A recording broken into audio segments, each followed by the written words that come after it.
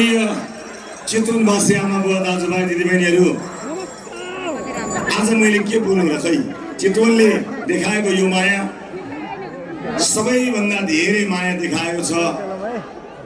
सम्पूर्ण चितवनवासी आमा बुवा दाजुभाइ दिदीबहिनीहरूलाई मेरो सबैभन्दा पहिला धेरै धेरै धेरै धेरै धन्यवाद छ। धेरै धन्यवाद चितवन।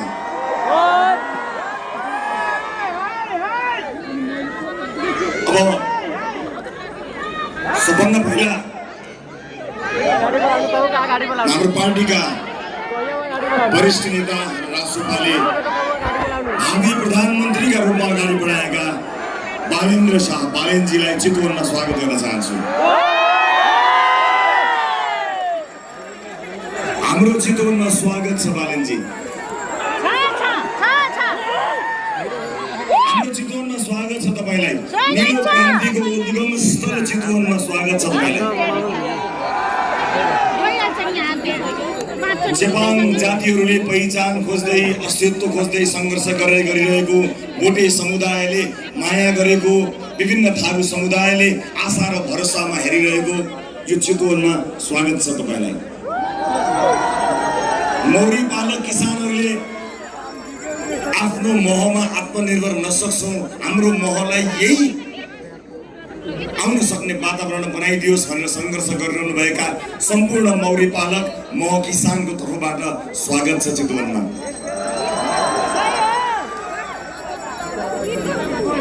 चितवनमा उत्पादन भएको केरालाई कम्तीमा पनि चितवनलाई आत्मनिर्भर बनाऊ। चितवनले उत्पादन गरेको केरा हुँदाहुँदै हामीलाई बाहिरको केरा चाहिँदैन। सम्पूर्ण केरा किसानको तर्फबाट चितवनमा स्वागत छ तपाईलाई।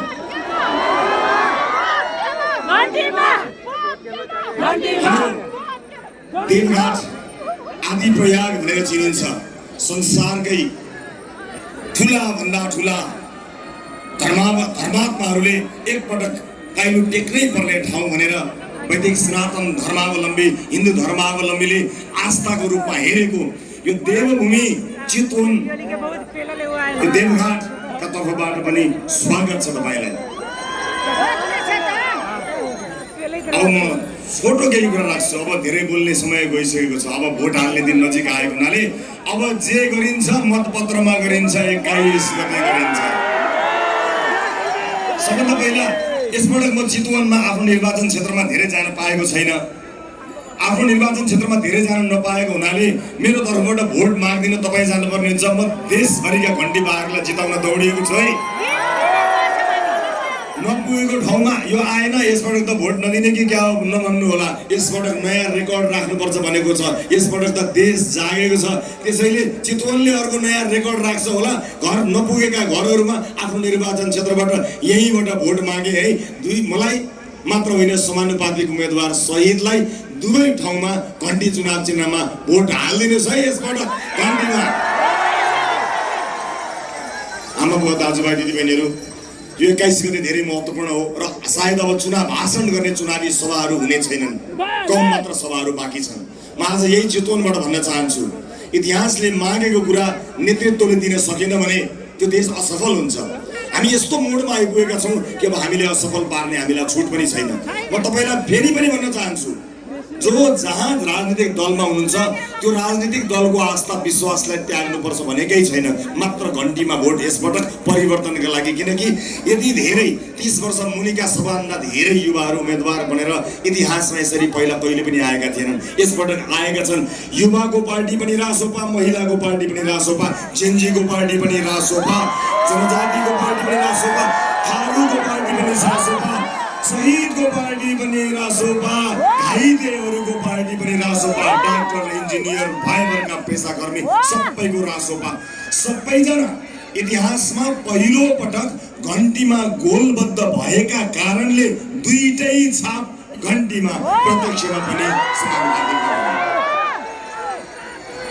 अब मलाई धेरै नवल अलिक तिखो नवल भन्छन्, चर्को नवल पनि भन्छन्, अलिक गाली गलोज नगर पनि भन्छन्।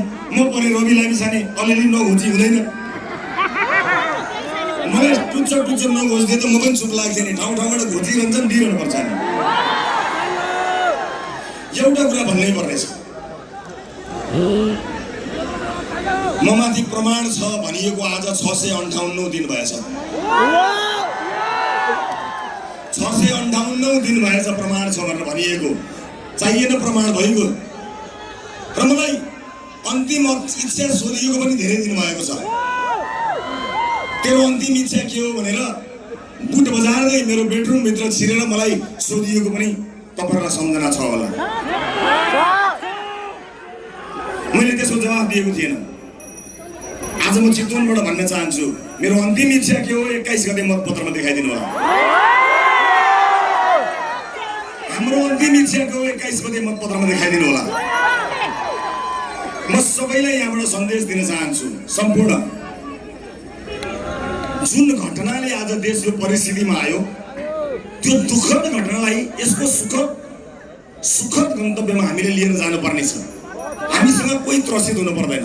हामी मुलुकलाई समुन्नतिको बाटोमा लिएर जान्छौँ।